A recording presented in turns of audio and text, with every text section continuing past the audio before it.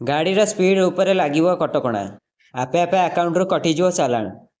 जातीय राजपथ में द्रुत गति गाड़ी चलाइबा पड़ो महंगा।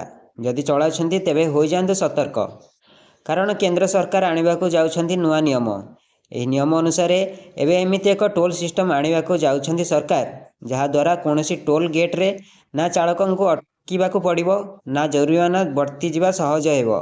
केंद्र सड़क परिवहन मंत्री नितिन गडकरी अनुसार आसंता 2026 वर्ष सुधा सारा देश में एक सैटेलाइट आधारित टोल आदाय व्यवस्था कार्यकारी कराजिवो, जहा द्वारा गाड़ी गुड़िक घंटा प्रति 80 किलोमीटर बेगर टोल प्लाजा पार करें। संसद में अधिवेशन समय नितिन गडकरी कहते जे 2026 सुधा समस्त गाड़ी घंटा प्रति 80 किलोमीटर बेगर न अटकी टोल प्लाजा दे जापरिवे।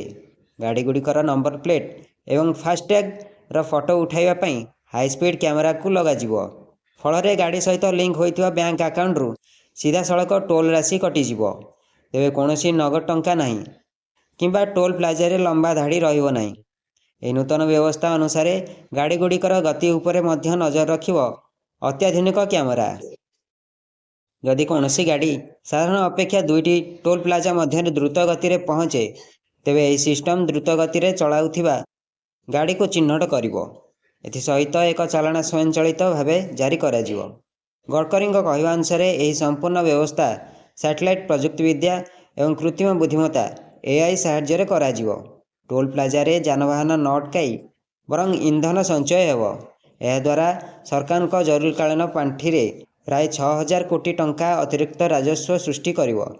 तेबे एथिरे टोल प्लाजा गुड़िकरे कर्मचारी संख्यार ह्रास पाइबो एवं परिचालना खर्च भी कम हेबो। नितिन गडकरी आहुरी स्पष्ट करी कहछन जे केंद्र सरकार अधीन रे केवल जातीय राजपथ रही, तेणु जातीय राजपथ रे किछि त्रुटि थिले केंद्र सरकार बुझिबे, किंतु राज्य सहर किंबा ग्रामांचल रास्ता पाई नुहे। से कहछन जे प्राय 70% अभियोग सही रास्ता गुड़िक आसुसी, जो रास्ता गुड़िकर केंद्र सरकार अधीन रे आसुनाही कि किछि संपर्क मध्य नाही।